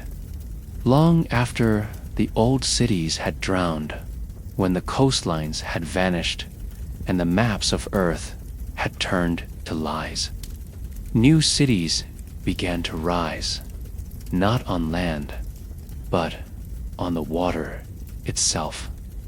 These weren't cities in the traditional sense. They weren't planned, engineered, or even permanent. They were rafts of desperation, floating hives of humanity stitched together with scrap metal, plastic barrels, shipping containers, and the bones of the drowned world. And they were ruled not by mayors, presidents, or councils, but by warlords of the sea, who held power through force, fuel, and fear. These floating cities, known by many names, drift forts, aquaplexes, slum marks, became the last refuges for millions who had nowhere else to go. They clustered in the shallow waters of once coastal regions, where ruins provided both material and mystery. In the husk of former metropolises like Manila, Lagos, Jakarta, and Miami, broken buildings became anchor points for vast flotillas, pontoons linked by ropes, oil drums welded into platforms, entire shipwrecks retrofitted into homes, layers stacked atop each other, rising like coral colonies, precarious and swaying with every wave. These water cities were lawless, teeming, and alive. Streets were narrow walkways of corrugated steel and wood planks, slick with algae. Homes were built from scavenged insulation, plastic tarps, and rusted beams. Power came from salvaged solar panels and hand-cranked dynamos. Water was collected in gutters, filtered barely, and rationed drop by drop. Food was fish, seaweed, or whatever could be grown in salt-tolerant hydro bins. The stench was constant: salt, diesel, sweat, and rot. But to their residents, these cities were salvation. And yet, survival had a price. In every water city, power belonged to those who could protect and provide or take. The warlords rose from this chaos, charismatic or cruel, often both. Some were former naval officers, others pirates, engineers, or fanatics.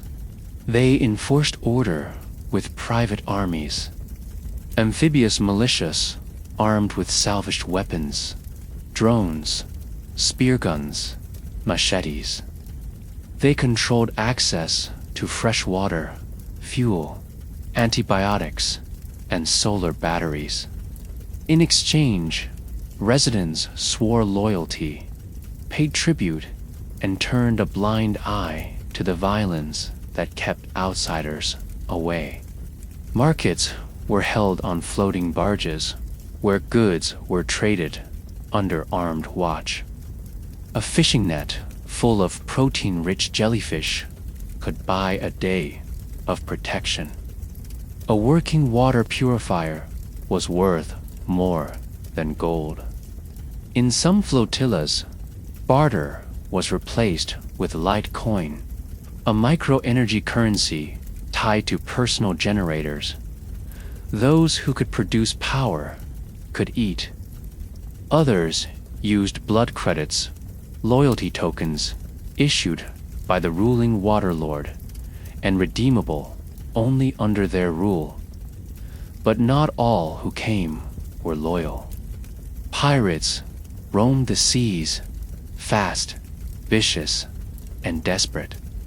They attacked isolated water towns, looting medicine, batteries, and sometimes people. Slavery returned, not in secret, but as open trade.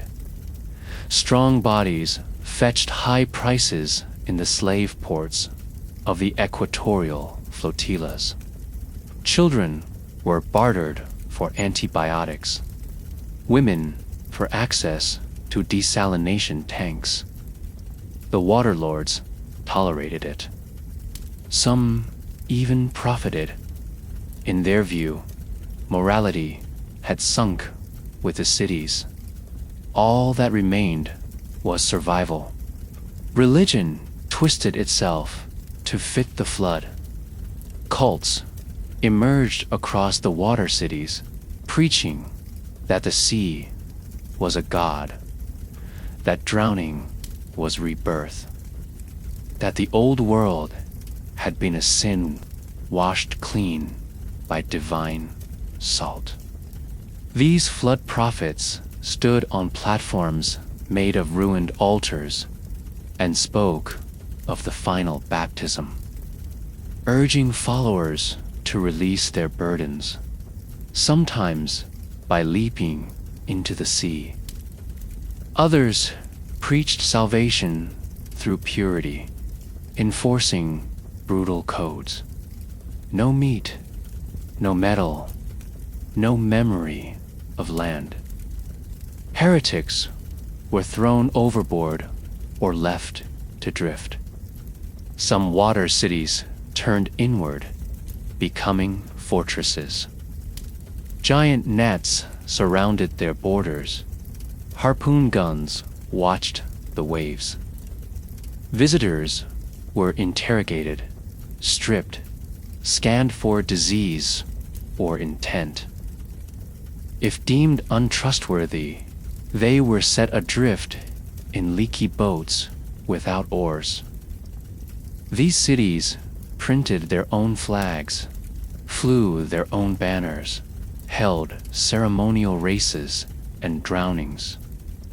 Children were raised with no memory of land, only stories of how the world had betrayed itself.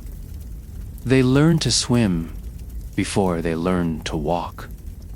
They grew up under constant sun, constant watch, and constant threat. Others embraced trade.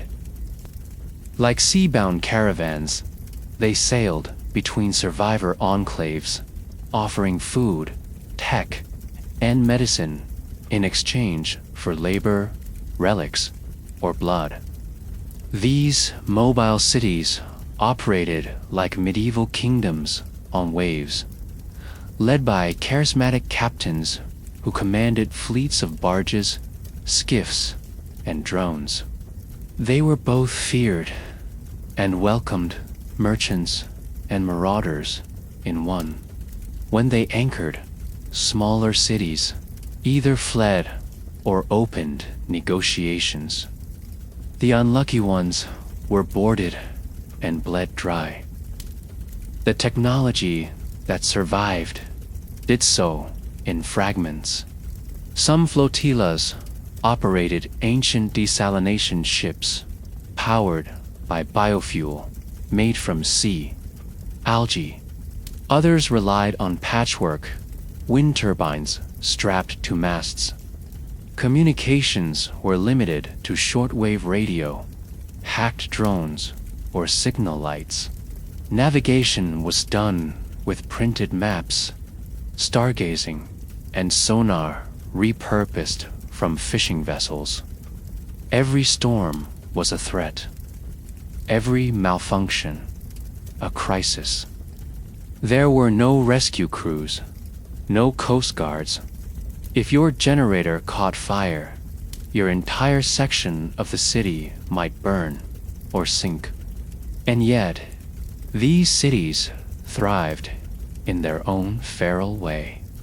Birth rates climbed, driven by desperation and isolation. Cultures developed in microcosms. Languages blended. New dialects emerged, stitched together from slang, code, and survival speech. Songs were written, passed between hulls and hammocks. Tattoos became identity. Oral history returned. People told stories, not of heroes, but of storms, escapes, and hunger.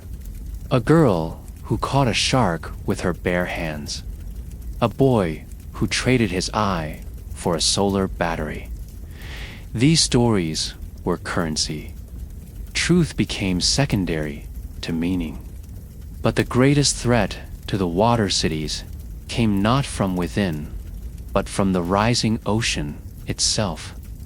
Storms grew fiercer every year.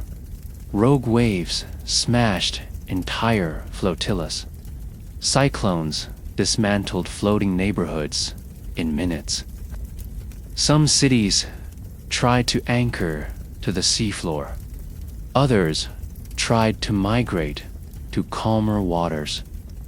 But no place was calm. The jet streams were broken. Weather had no rhythm. Thunder cracked like gunfire. Lightning split towers. Rain fell sideways. The sea, once a home, turned predator again. And when the storms cleared, the scavengers came. Salvagers, those who harvested the drowned remains of failed cities, picked through wreckage, stripping anything valuable.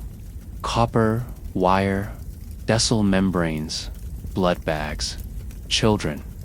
Sometimes they posed as refugees to gain entry. Other times they came armed and fast. The border defenses held until they didn't. One breach and a water city could be gone in an hour. Its leaders gutted, its tanks drained, its homes aflame. The sea would claim the rest. Despite it all, new flood cities continued to form. People had nowhere else to go. The land was dead. The mountains overcrowded. Underground shelters were myths. And so the sea, cruel as it was, became the last frontier. Hope, though scarred and thin, refused to die. Parents still built shelters for their children.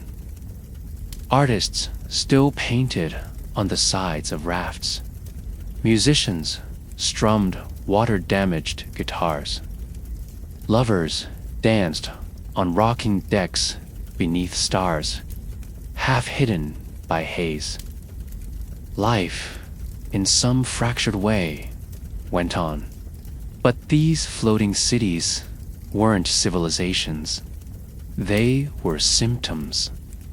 They were survival dressed as society. Makeshift, temporary, held together by nails and nerves. They weren't rebuilding the world. They were stalling its end. And the sea, patient and vast, was still hungry. But even the seas would not protect you forever. As they rose, they pushed survivors to the highest points, left mountain peaks, ancient volcanoes, crumbling ridges. But the air was thin, the heat unrelenting, and the clock was still ticking. There, in the last highlands of the world, the final chapter of human survival began. The oceans had devoured the coastlines, the cities, the plains. The heat had scorched the deserts, poisoned the rivers, and burned the forests. The air itself had become a slow killer. And so, as the last option, humanity climbed higher and higher toward the mountains, not in search of glory, but in search of ground that would hold. The first to flee upward were the wealthy. Early in the flood, they had claimed the highlands, Swiss Alps, Rockies, Andes, Himalayas. Buying peaks and plateaus, building bunkers and skyward retreats. These early refuges were guarded, fortified, self-contained. They had solar grids, vertical farms, medical labs, filtered water, pressurized oxygen. But the comfort didn't last.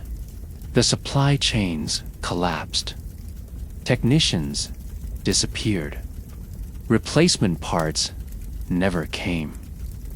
The rich died in silence, behind steel doors they could no longer open. And so the mountains passed to the desperate.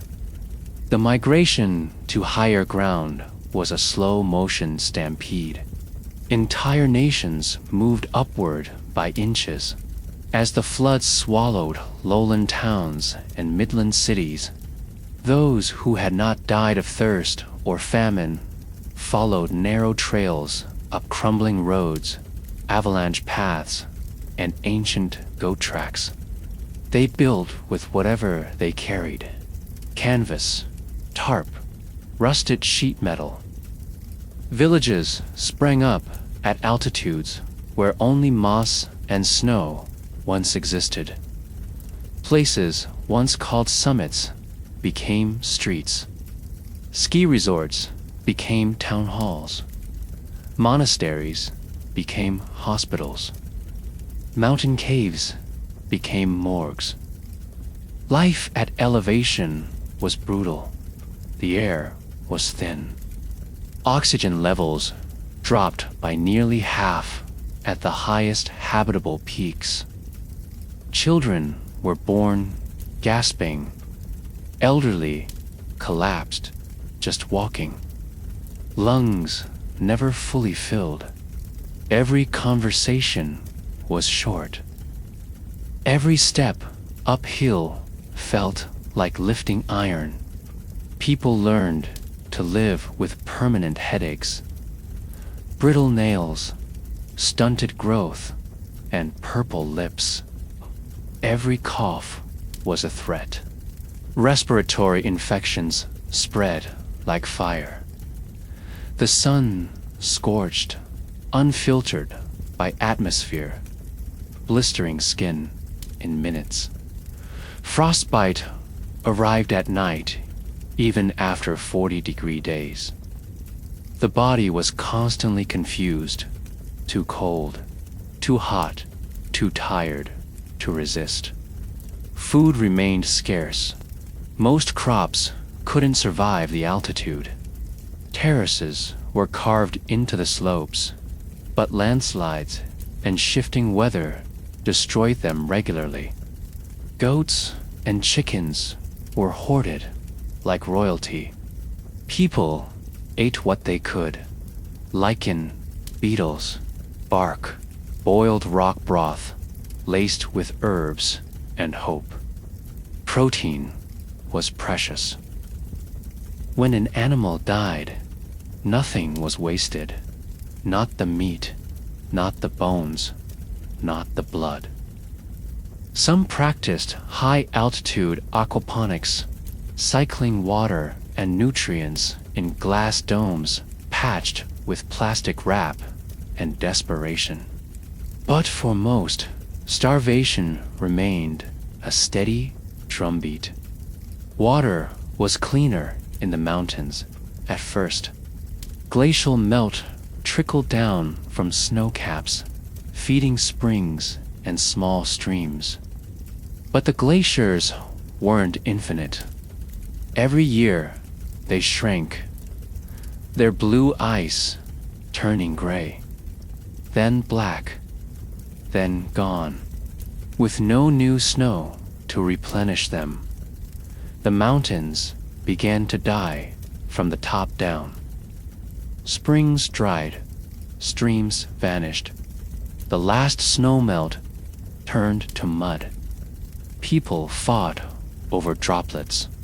Barrels of ice were stolen in the night. Some turned to harvesting fog, stringing nets between cliffs to catch moisture from the air. But the air, too, was turning against them. Communities that once shared now split. Mountain enclaves became tribal, territorial. Elevation became a currency. Those at the summit claimed divine favor or technical superiority.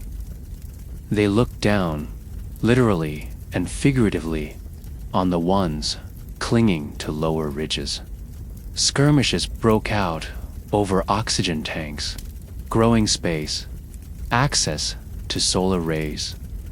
Maps were redrawn in jagged, vertical lines. This is our slope. That is our peak. Altitude, not ideology, became the new axis of war. And still, people climbed higher and higher, even as the air thinned and the earth trembled. At altitudes once reserved for mountaineers and gods, makeshift temples were built. Some prayed for forgiveness. Others waited for death. A few believed in prophecy that a mountaintop would open, revealing a door to a new world. They called it the final threshold. They waited. Nothing opened. Governments had long since disbanded, but some mountain communities tried to restore order, declaring micronations with hand-drawn flags and paper constitutions. Judges ruled with carved stones as gavels. Executions were held at dawn with frozen bullets. Schools taught survival and superstition. Children learned to identify edible moss, predict landslides, distill urine. Hope was a subject few passed. Technology decayed. Batteries died. Screens cracked. Radios went silent. Wind turbines froze or spun apart in gales. The last working machines were relics, inherited and protected like sacred texts. A functioning drone was more valuable than a king. A functioning defibrillator was worth a village. But eventually, all machines failed. The age of circuits ended. The age of muscle and fire returned. And yet, the mountains offered no safety from the sky. Storms struck with shocking violence. Lightning danced across ridgelines. Hailstorms smashed skulls. Sudden downpours turned cliffs into waterfalls, washing homes into oblivion. Earthquakes cracked paths in half. Avalanches buried entire towns. Rockslides crushed farms. Sometimes the mountains themselves seemed to shake in protest, groaning under the weight of humanity's final retreat. Those who survived long enough became different. Their bodies adapted in strange ways. Denser blood, wider chests, slower pulses. Their minds too shifted. Some lost memory, language, emotion. Others developed a kind of mountain madness, seeing gods in the snow, hearing voices in the wind. Myths flourished, of immortals at the peaks, of creatures made of ice and stone, of doors into other dimensions. Truth no longer mattered. Belief was all that kept people climbing. And still, the world warmed. Even the highest peaks began to die. Snow caps that had lasted millions of years vanished. Trees grew where they shouldn't. Pests invaded the highlands. The last animals died out.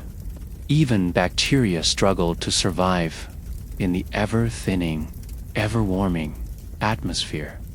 And as the air grew silent, humanity realized the truth. There was no higher ground left. The final mountain cities faded, not in fire, but in breathlessness. One by one, lights went out. Not in explosions, but in silence. Entire communities were found frozen in place, huddled together beneath frostbitten tarps, arms around each other, eyes open to the sky. No footprints remained. Only bones, slowly bleaching in the thin sun, scattered along the spine of the earth, like reminders that even here, even on the last ground, survival had an end. The mountaintops, once humanity's final hope, became tombstones. And so, we come to the end. Not with a final battle, not with a miracle, but with a quiet truth. Earth did not kill humanity. Humanity drowned itself. And in the silence that followed, only water and wind remained to remember what once was. You came here seeking answers, maybe out of curiosity, maybe out of fear, maybe just to see how bad things could get. And now you've seen it all. A world where every warning was ignored. A world that drowned not in a single wave, but in denial. Inch by inch, choice, the cities fell. The food ran out. The air turned against us. And in the end, even the mountaintops could not save us. This wasn't an apocalypse driven by some alien force or a sudden act of nature. It was slow, predictable, human, a chain of events that started with a spark and ended with silence. But maybe the scariest part is this: everything you just witnessed is based on real science, real data, real projections. The complete melting of Earth's ice is not science fiction. It is a documented possibility. Not in 10,000 years, not in some far-flung era of myth, but within the lifetime of the children being born today. What you've seen is not just a cautionary tale. It is a timeline we are drifting toward, one tidal inch at a time. So ask yourself, if this future is possible, what are we doing to prevent it? And if we do nothing, are you sure you will survive? If this story made you see our world differently, or made you think twice about the future we're building, don't leave in silence. Click like, subscribe, and share this video with someone who still thinks the oceans are harmless. Drop a comment below. Would you have made it to the mountaintops? Or would you have stayed and sunk with the cities? We've got more stories like this coming. Visions of futures that could be, should be, or must never become.